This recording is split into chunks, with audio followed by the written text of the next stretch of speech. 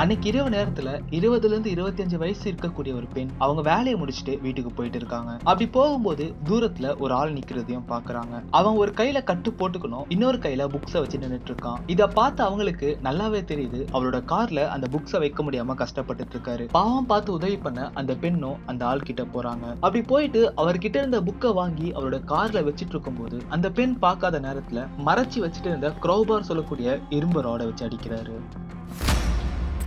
August 16, 1975 நள்ளிரவு 2:30 மணி அளவுல யுட்டிவால இருக்கக்கூடிய போலீஸான பாப் ஹைவார்ட் அவருடைய ரவுண்ட் பணியை முடிச்சிட்டு அவர் வீட்டு வாசல்ல அவர் வண்டியை கொண்டு வந்து நிறுத்துறாரு. அப்பதான் வேலையை முடிச்சிட்டு வந்த பாப் காரை விட்டு இறங்கலாம்னு நினைக்கும் போது ஒரு பழைய வால்ஸ்வாகன் பீட்டல் சொல்லக்கூடிய கார் லைட்ஸ் எல்லாமே ஆஃப் பண்ணிட்டு அவரை கிராஸ் பண்ணி போகுது. பாப்க்கு அவர் இருக்கக்கூடிய ஏரியாவை பத்தி ரொம்பவே நல்லா தெரியும். அது மட்டும் இல்லாம அங்க யார் இருக்கா, யாருடைய கார் யாருன்னு நல்லாவே தெரிஞ்சு வச்சிருக்காரு. இந்த சமயத்துல தான் இந்த காரை பார்க்கும்போது இந்த கார் நம்ம ஏரியா கார் இல்லையே, யாரு அந்த கார்னு சந்தேகப்படுறாரு. அதனாலேயே அந்த காரை ஃபாலோ பண்ண ஸ்டார்ட் பண்றாரு. அப்படி ஃபாலோ பண்ணி கொஞ்ச நேரத்திலேயே, அதாவது பாப் வீட்டுக்கு பக்கத்து வீட்லயே அந்த கார் போய் நிக்குது. இத பார்த்த பாப்க்கும் ரொம்பவே சந்தேகம் வர ஆரம்பிக்குது. ஏன்னா அந்த பக்கத்து வீட்டுல இருக்கக்கூடிய பெரியவங்க யாருமே அவங்க வீட்டுல இல்ல. அவங்க வீட்டுல அவங்க பசங்களான 19 வயசுல ஒரு பெண்ணும் 17 வயசுல ஒரு பெண்ணும் இருந்துட்டு இருக்காங்க. ரொம்பவே சந்தேகம் அடைஞ்ச போலீஸ் முன்னாடி இருக்கக்கூடிய காருடைய நம்பர் பிளேட் என்னன்னு தெரிஞ்சுக்க அவருடைய கார் லைட் ஆன் பண்றாரு. இத சுதாரிச்சு அந்த கார்ல இருக்கிறவனும் ஃபாஸ்டா அந்த கார் எடுக்கிறான். இத பார்த்த பாபும் அந்த காரை துரத்த ஆரம்பிக்கிறாரு. பாப்க்கு அந்த காரை மிஸ் பண்ணிடவே கூடாதுன்னு நினைச்சிட்டு இருக்காரு. அதனாலேயே ரொம்பவே ஃபாஸ்டா அந்த காரை சேஸ் பண்ணிட்டு போயிட்டு இருக்காரு. ரொம்ப நேரம் சேஸ்க்கு அப்புறம் அந்த கார் ஒரு பழைய பெட்ரோல் பங்க் பக்கத்துல நிக்குது. அந்த காரை ஸ்டாப் பண்ணிட்டு அந்த கார்ல இருக்கக்கூடிய மனுஷன் அவனோட 2 கையும் மேல தூக்கிட்டு வெளியே வந்து நிக்கிறான். பாபும் துப்பாக்கி முனையில அவனை நிக்க வச்சு, யார் நீ, இந்த ஏரியால என்ன பண்ற, எதுக்காக என்ன பார்த்து பயந்து ஓடுறன்னு கேட்க ஆரம்பிச்சு. இதை கேட்ட உடனே அதுக்கு அந்த மனுஷன், நான் இந்த ஏரியால தான் ரொம்ப நாளைக்கு முன்னாடி படிச்சேன். இப்ப இந்த ஏரியால இருக்கக்கூடிய தியேட்டர்ல டவரிங் இன்ஃபர்னோ சொல்லக்கூடிய படம் பார்க்க வந்தேன். அப்படி அந்த படம் பார்த்துட்டு இங்க வரும்போது வழி தெரியாம இங்க வந்துட்டேன்னு சொல்றான். ஆனா இங்க தான் ஒரு தப்பு பண்ணிட்டான். ஏன்னா பாபும் அதே தியேட்டர் வழியா தான் அவர் வீட்டுக்கு வந்திருக்காரு. ஆனா அன்னைக்கு டவரிங் இன்ஃபர்னோ சொல்லக்கூடிய படம் அங்க போடல. பாப்க்கும் ரொம்பவே டவுட் ஆக ஆரம்பிச்சது. அதனால அவனுடைய காரை செக் பண்ண ஆரம்பிச்சாரு. அப்படி செக் பண்ணி பார்க்கும்போது அந்த கார்ல டிரைவர் சீட் பக்கத்துல இருக்கக்கூடிய பேசஞ்சர் சீட் அங்க இல்ல. அதுக்கு மாறா வினோதமான பொருட்களை அங்க வச்சுட்டு இருந்தான். அப்படி என்னென்ன பொருட்கள் இருக்குன்னு பார்க்கும்போது ஒரு பேகும் அது பக்கத்துல மாஸ்கையும் வச்சுட்டு இருந்தான். அது மட்டும் இல்லாம கயிறும் கிளவுஸையும் வச்சுட்டு இருந்தான். முக்கியமா பார்க்கக்கூடியது க்ரௌபார் சொல்லக்கூடிய ஒரு இரும்பு ராடியும் அங்க வச்சுட்டு இருந்தான். இதை தொடர்ந்து போலீஸ் கார் டிக்கிய செக் பண்ணும்போது அங்க ஹேண்ட் கப்ஸையும் வச்சுட்டு இருந்தான். இதெல்லாம் பார்த்த போலீஸ் துப்பாக்கி முனையில அவனை நிக்க வச்சு, எதுக்காக என்கிட்ட இருந்து தப்பிக்க முயற்சி பண்ண, அது மட்டும் இல்லாம இந்த கார்ல எதுக்காக இந்த டூல்ஸ் எல்லாம் வச்சிட்டு இருக்க, எனக்கு சந்தேகமா இருக்குன்னு அவர் அரெஸ்டும் பண்ணிடுறாரு. அப்படி அரெஸ்ட் பண்ணி போலீஸ் ஸ்டேஷன் கூட்டிட்டு போய் கம்ப்ளைண்ட் ரெஜிஸ்டர் பண்ணி போட்டோவை எடுத்து வச்சுக்கிறாங்க. ஆனா என்னதான் இல்லீகலான டூல்ஸ் எல்லாம் அவன் கார்ல வச்சிட்டு இருந்தாலும் போதுமான எவிடன்ஸ் இல்லாதனால அவனை அங்கேயே ரிலீஸ் பண்ணிடுறாங்க. என்னதான் அவனை ரிலீஸ் பண்ணியிருந்தாலும் பாப்க்கு அவன் மேல சந்தேகம் இருந்துட்டே இருந்துச்சு. ஆனா பாப்க்கு அப்ப தெரியாது அவர் அரெஸ்ட் பண்ணது அமெரிக்காவுடைய ரொம்பவே கொடூரமான சீரியல் கில்லரான டெட் பண்டிய. 1970லயும் 80லயும் அமெரிக்கால சீரியல் கில்லர்ஸ்க்கான காலகட்டமா இருந்துச்சு. அது ஏன்னா அப்படி சொல்லனா, அந்த டைம்ல தான் அமெரிக்கால ரொம்பவே அதிகமான சீரியல் கில்லர்ஸ் வர ஆரம்பிச்சாங்க. உதாரணத்துக்கு சொல்லனா ஜெஃப்ரி டேமஸ், வைன் கேசி, சார்லஸ் மேன்சன் சொல்லக்கூடிய இப்படி நிறைய பேர் இருந்துட்டு இருந்தாங்க. இதுல ரொம்பவே தனியா தெரிஞ்சது டெட் பண்டி. டெட் பண்டி ரொம்பவே அழகா இருந்தாரு. அது மட்டும் இல்லாம அங்க இருக்கக்கூடிய நிறைய பேருக்கு டெட் பண்டியை பார்க்கும்போது எல்லாருக்கும் பிடிச்சிருந்தது. இவரோட உண்மையான நேம் தியோடர் ராபர்ட் பண்டி. நவம்பர் 24, 1946ல பிறந்த இவரு ரொம்பவே ஸ்மார்ட்டா இருந்தாரு. சராசரியான குடும்பத்துல இருந்து வந்த டெட் பண்டி அவங்க ஃபேமிலியை பத்தி அவரே ஒரு இன்டர்வியூல சொல்லியிருக்காரு. அதாவது அவங்க பேரண்ட்ஸ் ரொம்பவே நல்லவங்க, என்ன நல்லா பாத்துக்கிட்டாங்கன்னு அப்படி ரொம்பவே பெருமையா பேசிட்டு இருந்தாரு. I grew up in a wonderful home with two dedicated and loving parents. ஆனா டெட் பண்டி அவரோட 3வது வயசுல இருந்து ரொம்ப வினோதமான செயல்களை செய்ய ஆரம்பிச்சாரு. அப்படி என்னென்ன பண்ணாரு பார்த்தோம்னா, அவங்க ஆன்ட்டி தூங்கிட்டு இருக்கும்போது கிச்சனுக்கு ஓடி போயிட்டு ஷார்ப்பா இருக்கக்கூடிய கத்தி அது மாதிரி இருக்கக்கூடிய பொருட்களை அந்த ஆன்ட்டி சுத்தி டெட் பண்ணி வைப்பான். அது மட்டும் இல்லாம வெளியே விளையாட போகும்போது வெளியில எங்கேயாச்சும் அவர் எலியை பார்த்துட்டாருன்னா அந்த எலியை கொல்லாம விட மாட்டாரு. அது ஒரு டைம் 2 டைம் இல்ல, எப்பெல்லாம் எலியை பாக்குறாரோ அப்பெல்லாம் அந்த எலியை கொண்டுடுவான்.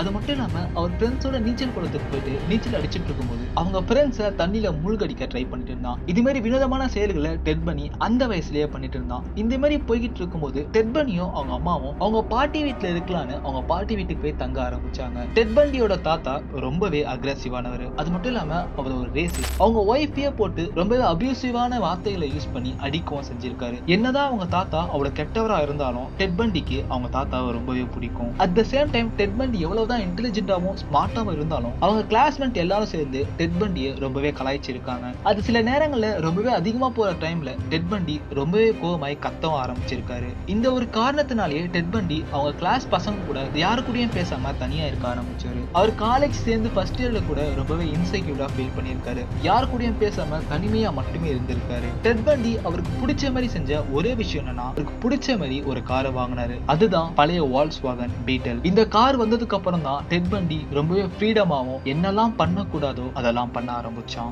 அப்படியே கொஞ்ச நாள் போக போக டெட் பண்டி ஒரு பொய்யான மாஸ்க் போட ஆரம்பிச்சான். அதுதான் அவன் ரொம்பவே கான்பிடென்டா இருக்கிற மாதிரியும் சார்மிங்காவும் நடக்க ஆரம்பிச்சான். அது மட்டும் இல்லாம டெட் பண்டி டேட்டிங்கும் போயிட்டு இருந்தான். டெட் பண்டிக்கு இன்னுமே படிக்கணும்னு ஆசை வந்ததுனால சட்டம் கல்லூரியில சட்டமும் படிக்க ஆரம்பிச்சான். ஆனா என்னதான் சட்டத்தை படிச்சாலும் டெட் பண்டி சட்டங்களை மதிச்சதே இல்லை. ஏன்னா டெட் பண்டி அவரோட 18 வயசுல இருந்து நிறைய குற்றங்களையும் திருட்டியும் பண்ணிட்டு இருந்தாரு. இது எல்லாமே ஒரு காரணமா அமைஞ்சதுனாலதான் டெட் பண்டி எவ்வளவு கொடூரமான ஒரு அரக்கனா மாறுறான். பிப்ரவரி 1, 1974 டெட் பண்டி அவனுடைய காலேஜ் ஃப்ரெண்டான லிண்டா ஆனா ஹெலிய பார்க்க போறான். அவங்க வீட்டுக்கு போயிட்டு ஆக்ரோஷமா கதவை திறந்துட்டு போறான். ஆனா லிண்டா ஆனா ஹெலிக்கு தெரியாது அதுதான் அவனோட கடைசி நாளுன்னு. டெட் பண்டி அவனோட ஃபர்ஸ்ட் கொலையை அங்கதான் பண்றான். மோஸ்ட்லி இவன் யாரை டார்கெட்டா வைப்பானா, அழகா இருக்கக்கூடிய வயசு பெண்களை மட்டுமே அவன் டார்கெட்டா வச்சு கொடூரமா கொலை பண்ணிட்டு இருந்தான். அப்படி அந்த பெண்களை நம்ப வச்சு அவன் எப்படி கூட்டிட்டு வருவானா, எங்கேயாவது ஒரு பப்ளிக் பிளேஸ்ல அவனுக்கு அடிப்பட்ட மாதிரி நடிப்பான். அவனுக்கு உதவி தேவைப்படுற மாதிரி நடிக்க ஆரம்பிப்பான். அப்படி அந்த வழியா வரக்கூடிய பெண்களை பார்த்து உதவி கேட்பான். அப்படி உதவி பண்ண வரவங்களோ அவனை பார்த்து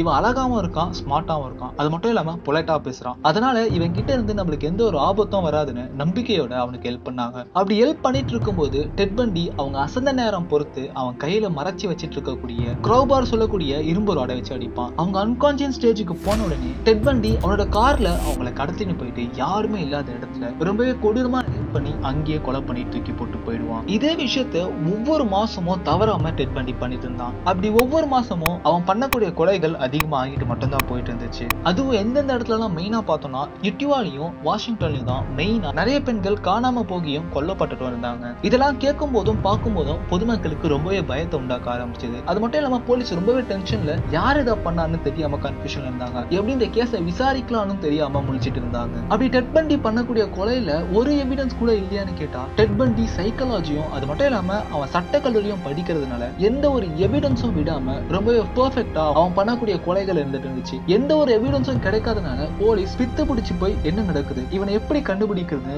ரொம்பவே கஷ்டப்பட்டு இருந்தாங்க. அது மட்டும் இல்லாம டெட் பண்டி மேல கொஞ்சம் கூட சந்தேகம் வராத அளவுக்கு நிறைய விஷயங்களை பண்ணிட்டு இருந்தான். அது என்னன்னா டெட் பண்டி குற்றங்கள் தடுக்கக்கூடிய அதாவது சியட்டல் கிரைம் கமிஷன்ல ஒரு பார்ட்டா இவன் வேலை பார்த்துட்டு இருந்தான். அது மட்டும் இல்லாம டெட் பண்டி நிறையவே ரைட் பண்ணி பப்ளிஷ் பண்ணுவான். அதுல மெயினா அவன் எது போக்கஸ் பண்ணுவானா உமன்ஸ் சேஃப்டி. என்னதான் இவன் இவ்வளவு குற்றங்களை யாருக்கும் தெரியாம பண்ணிட்டு இருந்தாலும் ஒரு குற்றவாளி எவ்வளவு நாள் தான் யாருக்கும் தெரியாம இருக்க முடியும். டெட் பண்டி கிட்ட இருந்து ஒரு பெண் எஸ்கேப் ஆயிடுறாங்க.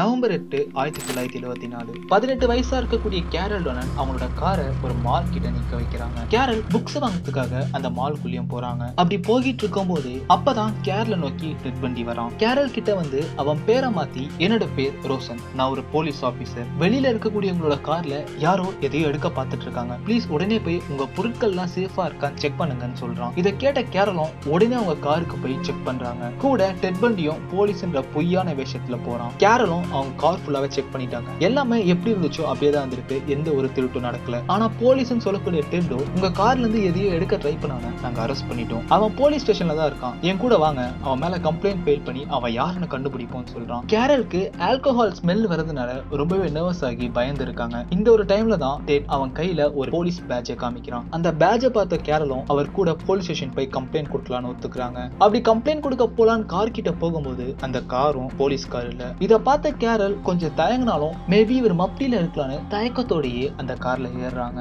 இப்போ கொஞ்சம் தூரத்துக்கு இவங்க ரெண்டு பேருமே போயிட்டு இருக்காங்க. அப்படி இந்த கார்ல கொஞ்சம் தூரம் போனதுக்கு அப்புறம் ஒரு பழைய ஸ்கூல் பக்கத்துல இந்த காரை டெட் ஸ்டாப் பண்றாரு. ஸ்டாப் பண்ணிட்டு அமைதியா இருந்தாரு. அவன் கிட்ட இந்த ஹேண்ட் கப்ஸ் எடுத்து கேரல் கவனிக்காத சமயத்துல அவங்க கையில போட்டு விட்டுறான். கேரலும் பயந்து போய் என்னை யாராச்சும் காப்பாத்துங்கன்னு கத்த ஆரம்பிக்கிறாங்க. டெட் பண்டியும் அவன் கையில இருக்கக்கூடிய துப்பாக்கியை கேரல் கிட்ட காமிச்சு கத்தாதன்னு சொல்லி பயமுத்த ஆரம்பிக்கிறான். கேரலும் கொஞ்ச நேரம் அமைதியா இருந்துட்டு ரியலைஸ் பண்றாங்க அவங்க கையில மட்டும் தான் ஹேண்ட் கப்ஸ் இருக்கு, அந்த ஹேண்ட் கப்ஸ் எதுலயும் மாட்டாம இருக்கு. இதை ரியலைஸ் பண்ண கேரல் உடனே கார் டோர் ஓபன் பண்ணி வெளியே குதிச்சிடுறாங்க. வெளியே குதிச்சு கொஞ்சம் அடிகளோட கேரல் அங்க இருந்து ஓட ஆரம்பிக்கிறாங்க. டெட் பண்டியோ அவங்கள சும்மா விடல, அவங்கள துரத்த ஆரம்பிச்சான். கேரலும் அவங்க உயிருக்காக ஓடிட்டு இருக்கும் போது டெட் பண்டி அவன் கையில வச்சிட்டு இருந்த க்ரோபார் எடுத்து அடிக்க ஆரம்பிக்கிறான். ஒரு வாட்டி இல்ல 2 வாட்டி க்ரோபாராலேயே அவங்களை அடிக்கிறான். ஆனா எப்படியோ கேரல் அவங்க உயிரை காப்பாத்திக்க அவங்க கையை வச்சு ஓரளவுக்கு அந்த அடியை தடுக்கிறாங்க. இப்படி அவங்க ரொம்பவே பயத்துல இருக்கும்போது அந்த ரோட்ல இன்னொரு கார் வரத பாக்குறாங்க. அந்த காரை பார்த்த உடனே எப்படியாச்சும் தப்பிக்கணும்னு அந்த கார் முன்னாடி போய் விழுந்துடுறாங்க.